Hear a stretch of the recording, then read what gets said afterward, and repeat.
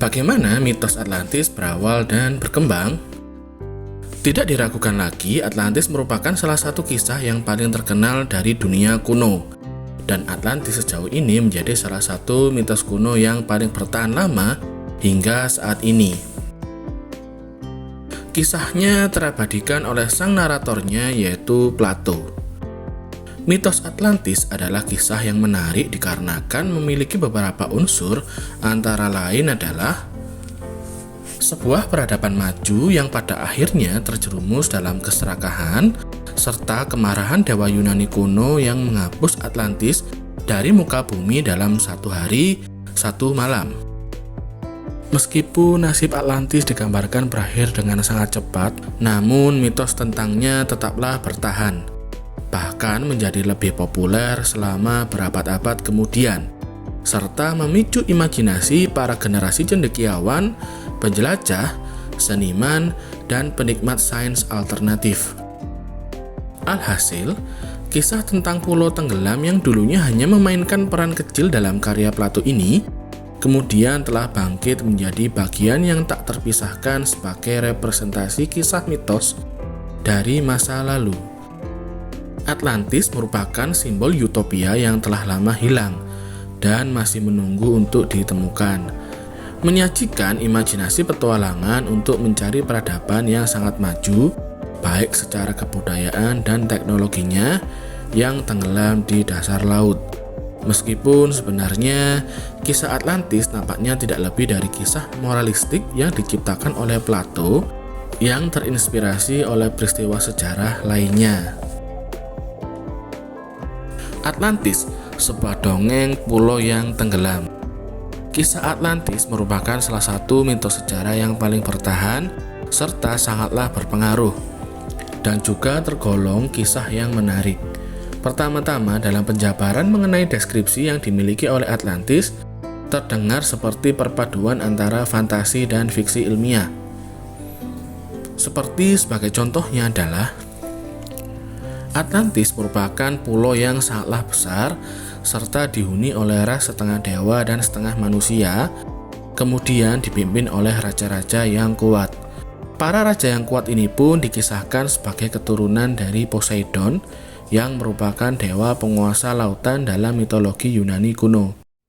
Kemudian dikisahkan pula, dikarenakan keistimewaan itulah maka bangsa Atlantis dapat menciptakan peradaban yang maju serta membangun kota-kota besar selama periode ketika seluruh dunia masih dalam masa Neolitikum. Jadi bisa digambarkan bahwa jika peradaban lainnya masih beralih dari kebudayaan pemburu dan pengumpul dengan keterbatasan teknologi dan infrastruktur, maka bangsa Atlantis digambarkan justru telah melampaui yang lainnya dengan peradabannya yang sangat maju. Kurun waktu zaman bangsa Atlantis dikisahkan terjadi sekitar 9.000 tahun yang lalu dari masa Plato hidup, atau sekitar lebih dari 11.000 tahun yang lalu dari era kita saat ini. Kemajuan peradaban yang dimiliki oleh bangsa Atlantis membantu mereka hidup dalam keadaan yang sangat makmur secara sesungguhnya, karena bangsa Atlantis digambarkan mampu menikmati sumber daya alam yang melimpah, terutama dalam bentuk logam antara lain perak, emas, dan yang paling penting adalah orichalcum, yaitu logam legendaris yang paling berharga dengan warna emas kemerahan. Seperti yang biasa terjadi pada masyarakat yang memiliki terlalu banyak kekayaan dan kekuasaan, Atlantis juga menginginkan lebih dari itu. Dalam hasrat untuk meraih kekuasaan yang lebih, peradaban yang maju ini menyatakan perang terhadap semua kawasan di Mediterania. Tidak mengherankan, angkatan laut Atlantis yang perkasa mampu menghadapi sedikit perlawanan yang ada dan menaklukkan serta menguasai sebagian besar kawasan tetangga yang secara teknologi lebih rendah dari Atlantis.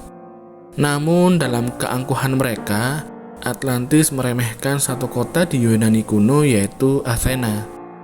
Masyarakat Athena tidak hanya melawan penjajahan tetapi juga berhasil mendorong mundur kekuatan Atlantis. Apa yang dilakukan oleh Atlantis ini pada akhirnya membuat para dewa marah, sehingga dalam satu hari satu malam Atlantis dihancurkan oleh adanya api, gempa bumi, dan banjir.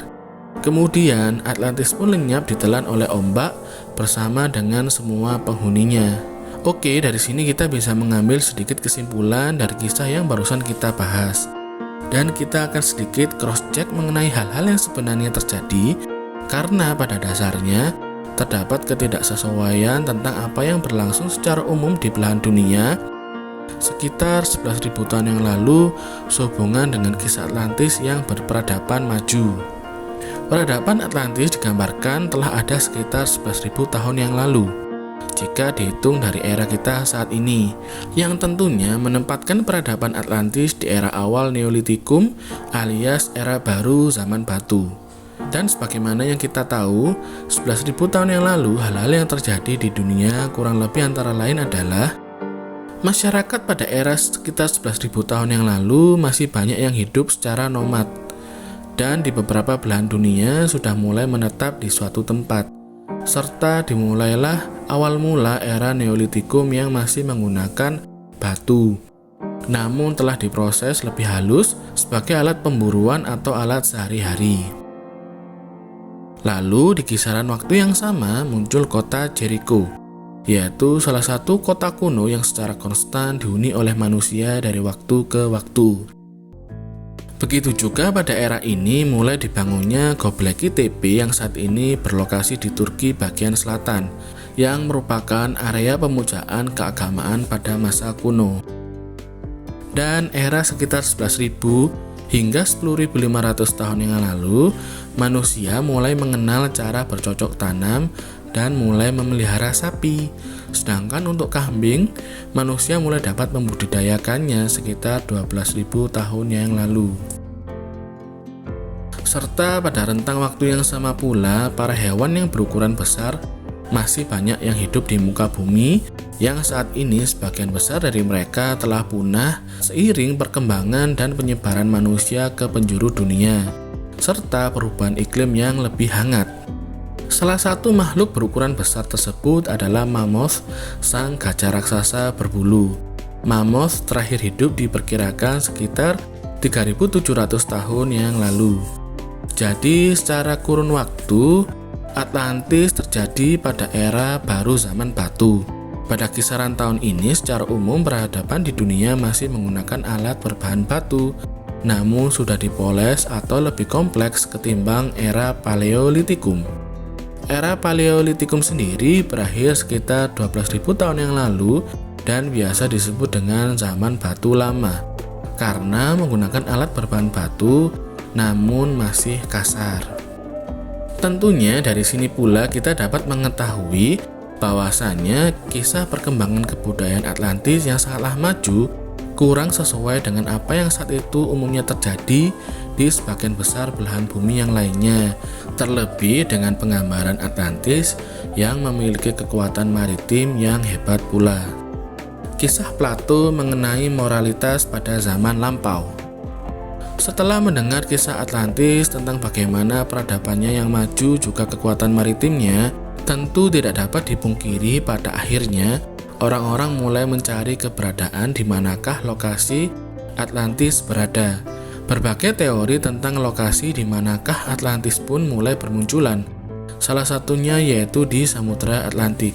Namun terlepas dari upaya berbagai lintas generasi dalam usaha untuk menemukan tempat di mana Atlantis berada, perlu digarisbawahi bahwasannya Atlantis merupakan kisah mitos buatan saja, yaitu Atlantis merupakan kisah alegori moralitas yang dituliskan oleh salah satu pemikir paling cemerlang di Yunani kuno, yang merupakan filsuf yang berasal dari Athena yaitu Plato, yang hidup dari tahun 420-an hingga 340-an sebelum Masehi. Plato hanya menyebutkan satu-satunya catatan tertulis mengenai Atlantis dalam dua karyanya yang ditulis sekitar 360 tahun sebelum Masehi, yaitu Timaeus dan Critias. Mungkin hal ini terbilang mengejutkan bagi kebanyakan orang ketika mengetahui bahwa Atlantis hanyalah ada dalam imajinasi Plato. Dengan posisinya sebagai seorang cendekiawan dan filsuf, tentunya akan ada banyak pertanyaan mengenai nilai-nilai moralitas yang ditanyakan kepada Plato, seperti pertanyaan apa itu keadilan dan bagaimana moralitas dapat menuntun seseorang untuk menjalani kehidupan. Nah, untuk menjawab beberapa pertanyaan terkait moralitas dan konsekuensinya, manakala kita memilih untuk meninggalkan nilai-nilai moral dan lebih memilih untuk memenuhi hasrat nafsu belaka, maka digunakanlah sebuah perumpamaan dengan kisah Atlantis, yaitu mengenai sebuah peradaban maju yang pada akhirnya terperosok dalam kemerosotan moral dan kemudian musnah dari muka bumi. Sebenarnya pertanyaan yang utama bukanlah di mana letak Atlantis berada, namun mengapa Plato menulis mitos semacam itu. Jawabannya ialah sederhana. Plato mencoba untuk memperingatkan sesama warganya di Athena yang pada saat itu telah mencapai peradaban yang besar agar tidak bersandar pada kepuasan diri dan terjerumus dalam kemerosotan moral serta adanya korupsi di semua aspek. Plato secara efektif mengatakan kepada mereka bahwasannya sama seperti Atlantis yang dulunya perkasa dan pada akhirnya lenyap sebagai akibat dari degradasi moral para penduduknya, maka hal yang sama pun dapat terjadi pada Athena. Kemudian pertanyaan yang tersisa juga adalah, apakah peradaban kita yang sangat maju saat ini mencerminkan apa yang Atlantis lakukan dulu? Baiklah, demikian penjelasan kita mengenai Atlantis. Jangan lupa untuk melihat video lainnya ya. See you next time, online info.